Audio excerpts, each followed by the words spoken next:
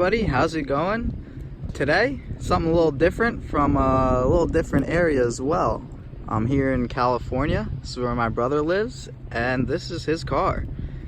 This is a 2016, I believe, might be 2017. They're all pretty much the same though. Dodge Challenger Scat Pack Shaker. So Scat Pack is a particular line designated by that B on the side, I'll get more into later. And Shaker is this particular hood where the engine comes through. But without further ado, let's go ahead, get started. This is the key, unlock. It also does have remote start, so just make sure it's locked. Double tap this.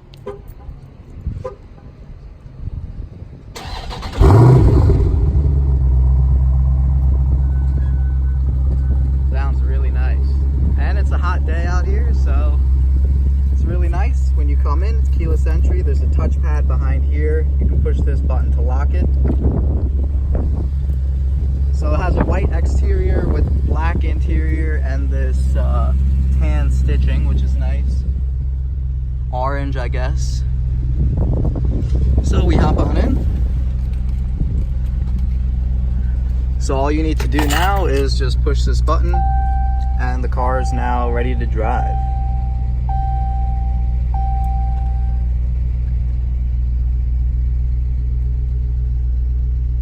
Alright, let's go ahead and check out the exterior first. The front two windows are only automatic down, not up. Let's turn on the headlights, the hazard lights as well.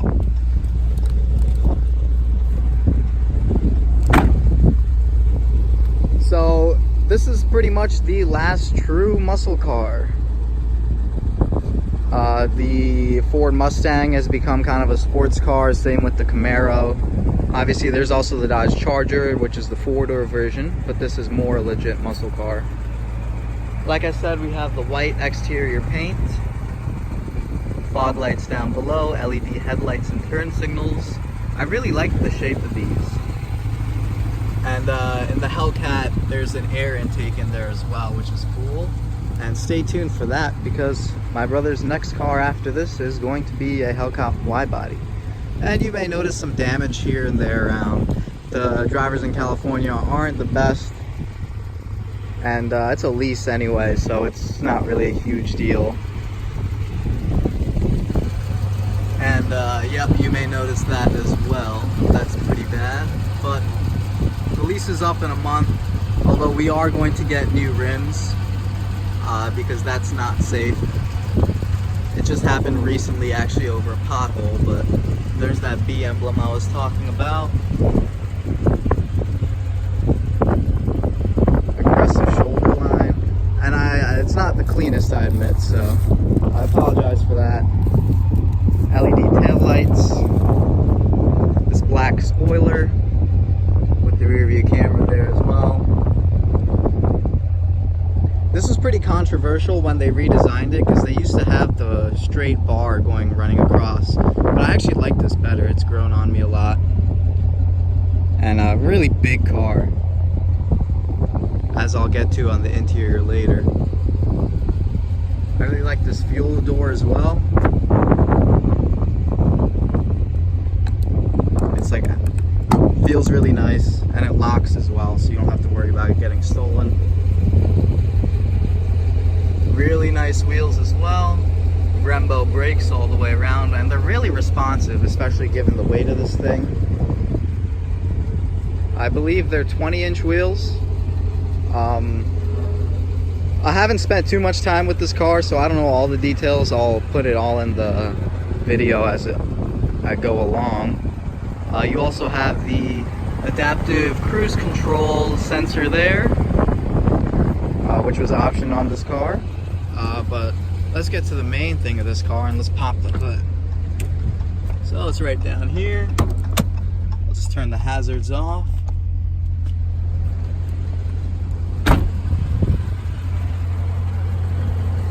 And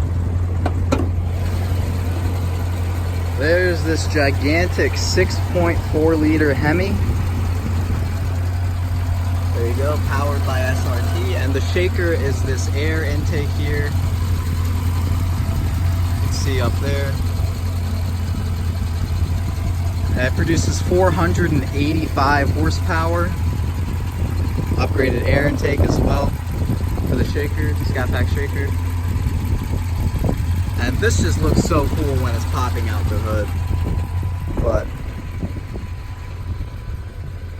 there you go. That's the heart of this beast. These Hemi engines are just great, and the 8-speed transmission that they have with them now is amazing as well. And it almost sounds like a supercharger, the air intake noise. You can see like the nostrils there.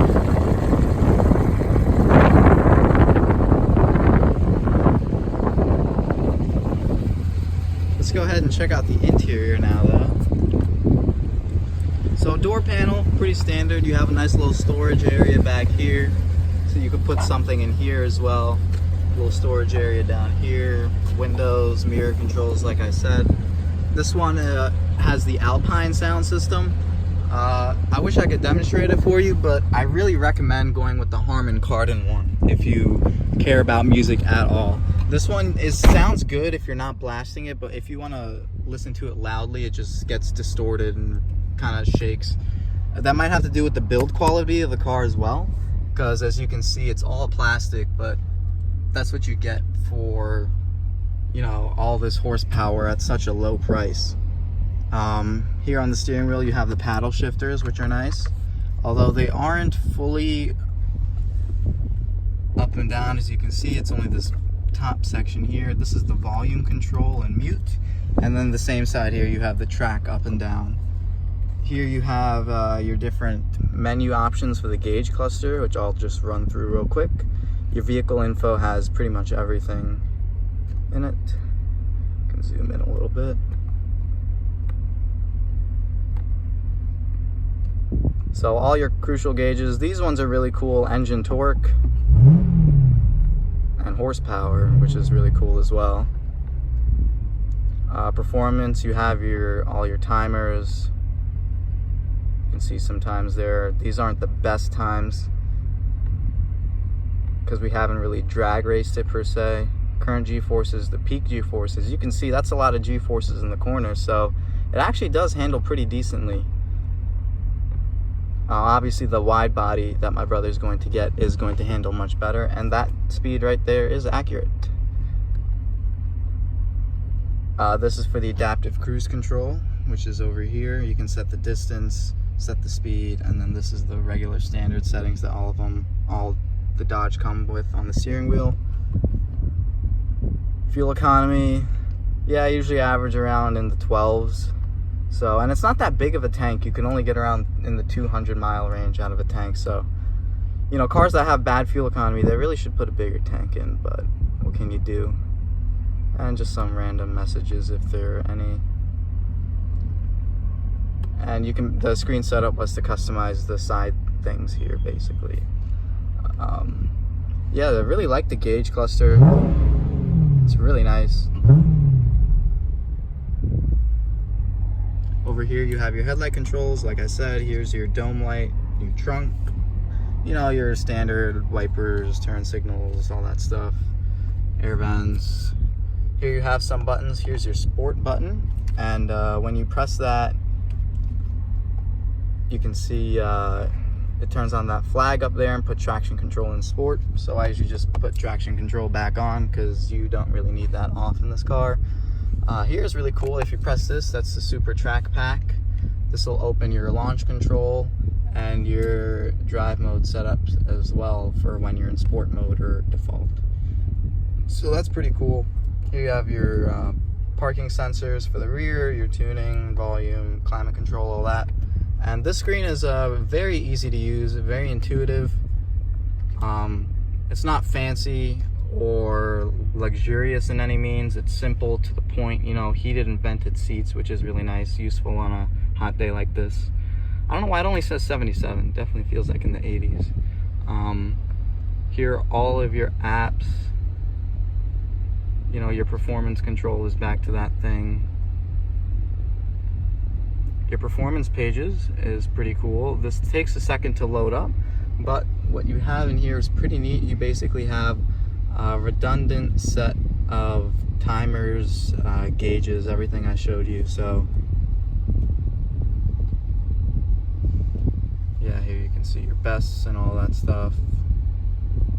And same thing that was in the instrument cluster, same thing here. Except it's kind of annoying because once you exit the screen, it takes a while for it to load. This is my favorite screen to have.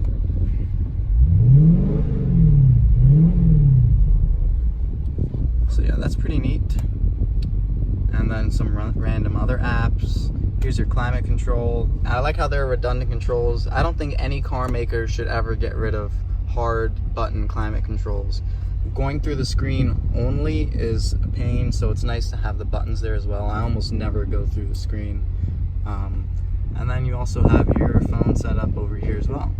And sorry, I forgot your nav. Screen's pretty nice, pretty basic. Nothing too special, so yeah.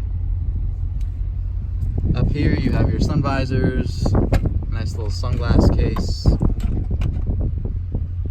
This one does not have a sunroof, although that is an option. I'll just close the windows real quick.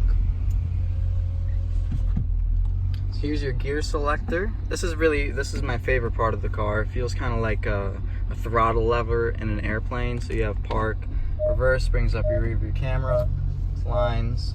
It also has rear cross traffic alert, as well as blind spot. You can see in the mirrors up there. And then put it back into drive, and then you also have manual mode. You can shift it up and down, which is really nice. Let's go hop in the back. I'll show you what it's like back there, because it actually is not too bad. So I'll just hop in on the passenger side. It's a little easier because this seat is not power. So you do have to undo the seatbelt each time. Otherwise, it's pretty easy. There's just a lever, you pull it, slides forward. Decent amount of space back here. You can easily fit 4 adults. This seat can go up 1 notch too and still be comfortable for the front passenger. I'm comfortable. I can fit my feet back here. We do have rear climate control vents. You know, my parents, my brother and I, and our Doberman all went in this car. You know, we go to San Francisco, up to Napa Valley, Sacramento, all around the Bay Area, and it's not an issue. So you also do have this center pull down with some cup holders, but it's a decent amount of space. That side not too much. It also looks less because of the blanket, but you can slide the seat forward and it'll be no issue. And then you just pull this lever to get out. Also do have some nice pockets. It's all nice because the seats are leather. I wish more of the car was leather, but at least the seats are really nice and supple. It's like sitting on your living room couch. And hopping onto this side here, I have a nice little net for the power outlet. A little glove box, 2-tier, which is really nice. And same thing pretty much. I like the door handles as well. One thing I didn't show you, and we'll finish up with, is the trunk. There's a button right there, you can open it. There's a button on the inside, and you can open it with the key as well. So pretty standard in here. You do have some more storage under here, but there's just a lot of junk in here right now. Pretty standard. Nothing great. Pretty good sized trunk. We could fit like a big suitcase and 2 carry-ons in here, so pretty nice. So, and with that pretty much concludes the tour part. Let's get on the road and see how she drives, why don't we? Alright, let's go ahead and get it out. I'll put it in regular drive for now. Sport mode is on, and because in my Cayenne you can shift up and down on each paddle because it has the Tiptronic, but here it's only specific left and right. So it's a little hard to do while filming, but I'll demonstrate it later.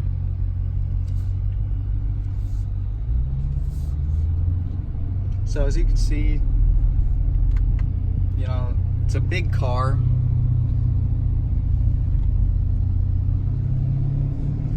A lot of space behind as well. but it's pretty smooth and comfortable even in sport mode. The steering is very heavy.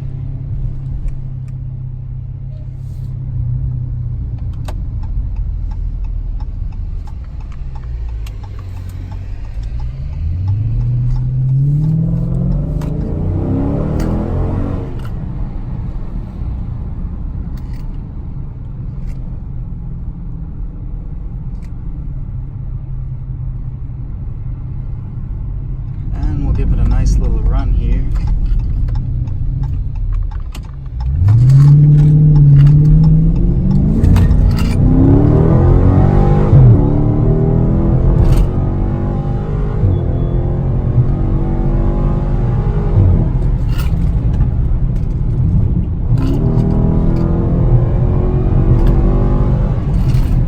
So as you can see, it hauls. Definitely not like a Hellcat, but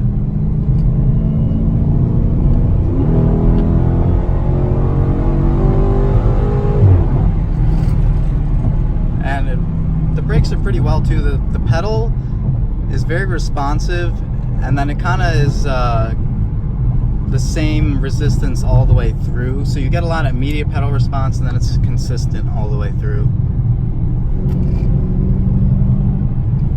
And then the downshifts are the best part.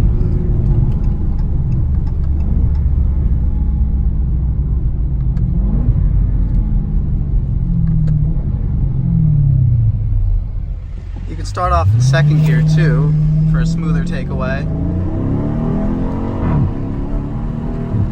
And I like how it has these kind of farts when you shift, and then the downshifts.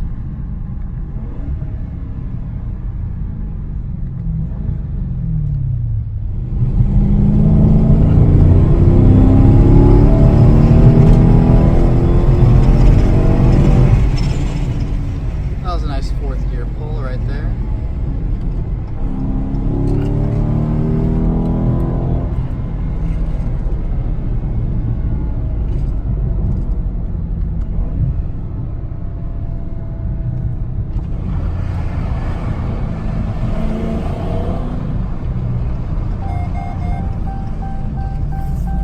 And that was the auto braking you just experienced.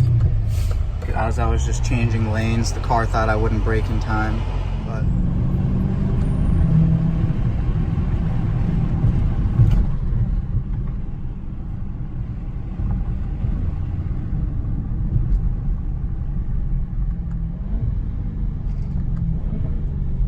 and that's actually the Tesla factory right in front of us. So, couldn't be more appropriate driving a 6.4 liter, 485 horsepower beast in front of that. There's no replacement for displacement.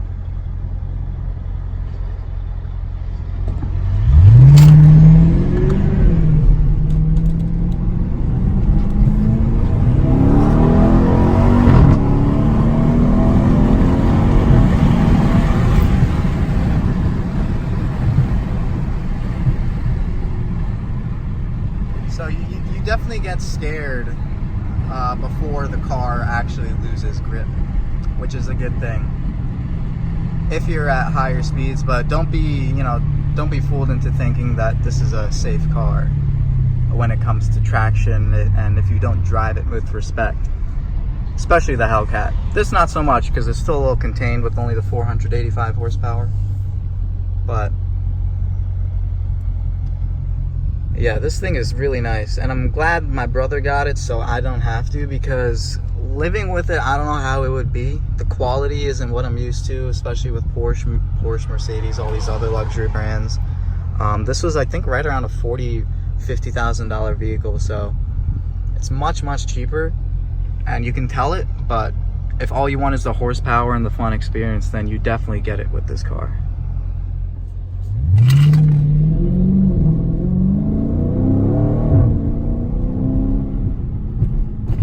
See how fast that transmission is. I mean, we're already in 5th gear, and the transmission is geared pretty short. You can shift into 8th gear at like 60 miles an hour, and it's, you know, spinning almost 2,000 RPM. So even with the higher gears, it's not great for fuel economy, but then again, you know, you're not buying this car for fuel economy. Although I understand where people come from. It does help, but you know, that's kind of what you have to expect. And it's not that much of a price to pay, in my opinion, for what it's worth. You can hear some burbles, backfires.